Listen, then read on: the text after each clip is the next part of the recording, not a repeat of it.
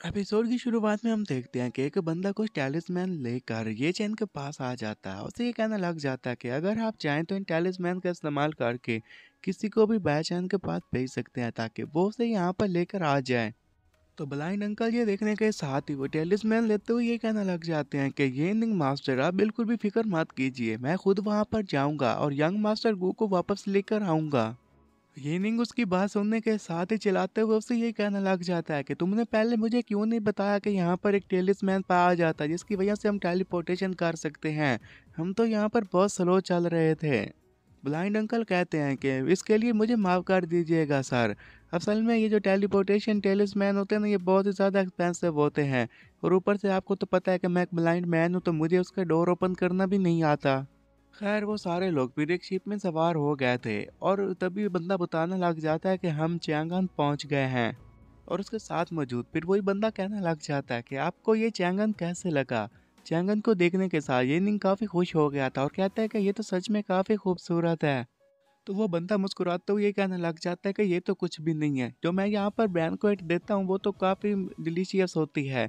और आज खुशमती की बात यही है कि आप भी यहाँ पर आ चुके हैं और बैंक्वेट भी आज ही है, तो आप आइए और खाना खाइए। हेनिंग उसकी बात सुनने के साथ कहता है, ओह अच्छा तो ऐसी बात है। वो एयरशिप से अब उतर चुके थे और आगे वाला बंदा उन्हें रास्ता दिखा रहा था और ये कहता है कि आप लोग मेरे साथ साथ चलिए।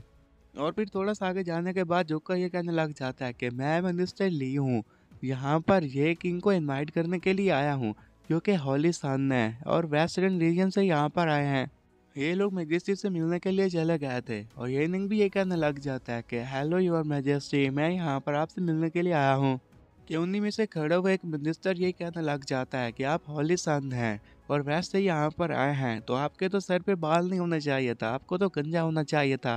और उसके साथ खड़ी हुई औरत भी ये कहने लग जाती है कि तुम तो एक हेरी मोंक हो, क्या तुम मीट भी खाते हो। ली ये बात सुनने के साथ गुस्से में आ गया था। इससे पहले कि वो ने कुछ कहता, ये निंग उन्हें चुप करवा देता है और मन ही मन में ये कहने लग जाता है कि दाशिया पैलेस में आना इतना भी आसान काम नहीं है, यहाँ पर काफ़ी सारे लोगों को मुझे अपनी पावर दिखाना पड़ जाती है।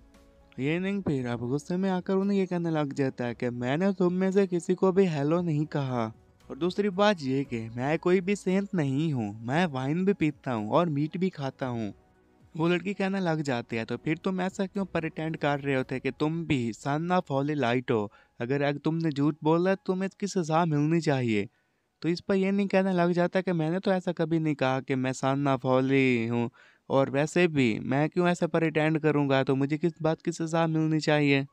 फिर वो उससे ये भी कहने लग जाता है कि अगर उसी मॉन्क की बात की जाए तो उसने एक पोम भी गाई थी और वो उसे सारी पोम पढ़कर सुना देता है। और ये कहने लग जाता है कि लगता है कि यंग लेडी के पास तो कोई भी दिल नहीं है और ना ही कोई जबान चलाने के लिए मुंह है। उस लेडी को ये बात सुनने के साथ ही काफ़ी गुस्सा आ गया था और ये कहती है कि तुम्हें तो मैं देख लूंगी। कि एक हट्टा कट्टा बंदा साइड से आता है और वो ये कहने लग जाता है कि अगर हॉली सन की बात की जाए तो वो तो एक अच्छे अंदाज वाला होना चाहिए, ताकतवर होना चाहिए। जहाँ तक तुम्हारी बात है तुम सिर्फ बातें ही कर सकते हो, तुम में कोई भी पावर दिखाई नहीं दे रही। तो साइड पर खड़ा हुआ मॉन्क उसकी बात सुनने के साथ यही कहने लग जाता है कि तुम लोग तो बिल्कुल ही बुद्धू हो। क्या तुम्हें पता नहीं है कि कैसे हॉली सन ने सेंट बूशियन को मार दिया जो कि ईवल था, और तुम्हें इसकी कदर भी नहीं है, तुम दाचिया वाले काफ़ी इग्नोरेंट हो। और इन्हीं बातों को लेकर वो लोग आपस में झगड़ा करना शुरू कर देते हैं। ये निंग भी खड़ा हुआ ये सब कुछ देख रहा था। ये कहता है कि ये लोग तो लगता है कि पगला चुके हैं। और ये निंग उन्हें ये कहने लग जाता है कि यहाँ पर काफ़ी सारे ट्रिक्स का इस्तेमाल करके मैं यहाँ पर तुम्हें ये शो करवा सकता था कि मैं ही ओलिसान हूँ, लेकिन मैं ऐसा नहीं करूँगा। और अगर तुम्हें मुझ पर शक है तो तुम क्यों ना मेरे साथ फाइट कर लो। और वो दोनों उसकी बात पर गौर करने लग जाते हैं और वो जल्दी से अपना माइक भी बाहर निकाल लेता है और इसी माइक में ये कहने लग जाता है कि क्यों ना हम बाहर चलें साथ में मिलकर। तो हटा कटा बंदा ये कहने लग जाता है कि जैसा कि सभी लोगों ने डिसाइड कर लिया कि उन्हें क्या करना, तो मैं आपके साथ बाहर चलूंगा। फिर वो उसे ये भी कहने लग जाता है कि क्या तुम्हें पता है कि यहाँ की सबसे अच्छी वाइन कहाँ से मिलती है। ये नहीं खुश होते हुए कहने लग जाता है कि ऑफ कोर्स मैं इसके बारे में जानता हूँ। और वो मजेस्टी को ये कहने लग जाता है कि आप तो यहाँ की महान है, आप हमेशा जिंदा रहें। कि एक मिनिस्टर पर हट्टे कट्टे बंदे के पास आता है, उसके पास एक पेंटिंग थी और वो ये कहने लग जाता है कि अगर आप चाहते हैं कि यहाँ पर आपकी दोबारा से लोग इज्जत करें जो आपकी बेइज्जती हुई है, तो मैं इसमें आपकी हेल्प कर सकता हूँ। तो हट्टा कट्टा बंदा कहता है कि तुम यहाँ से दफ़ा हो जाओ। वो फिर जो पेंटिंग निकाली थी उसमें ये कहने लग जाता है कि ये देखो मेरे टाइगर को ऐसा लग रहा है कि ये अपने गुस्से को अभी इस पेंटिंग से बाहर निकाल देगा। वो अपनी ही दुनिया में गुम था कि तभी साइड पर सारे लोग येनिंग के पास इकट्ठा हो जाते हैं। ये कहने लग जाते हैं कि ये तो एक मैजिकल पेंटिंग है, ये काफ़ी अमेजिंग है। और हट्टा-कट्टा बंदा भी अब उन्हीं लोगों पर फोकस करना शुरू कर देता है। वो भी फिर जल्दी से जाकर उसी पेंटिंग को देखने लग गया था, जो कि अपनी पेंटिंग और अपनी दुनिया में मगन था। उसे देखने के साथ उसका भी होश उड़ जाता है। ये कहने लग जाता है कि वाक़ई में ये तो महान है। और जहाँ तक मेरी बात है, मैं तो इससे कहीं पीछे हूँ। मेरी पेंटिंग तो इसकी पेंटिंग के सामने कुछ भी नहीं है। और वहीं पर लेट कर रोने लग जाता है। उसे अपने डैड की याद आने लग गई थी कि तभी साइड पर से एक लड़का और एक लड़की आ जाते हैं और दोनों अपने-अपने नाम बताते हैं और ये कहने लग जाते हैं कि हमें भी इसके बारे में नॉलेज प्रोवाइड कीजिए। हेनिंग उनकी बात सुनने के साथ ही थोड़ी देर तक सोचने लग गया था कि आखिर क्या करना है। फिर उन्हें कहता है कि ठीक है, मैं समझ गया। अब उसके पास एक कप था, उसके आगे पाइप डालता है और वो साथ खड़ी हुई सॉन्ग को दे देता है। सॉन्ग जैसे उसे पीती है उसे काफ़ी अच्छा लगता है।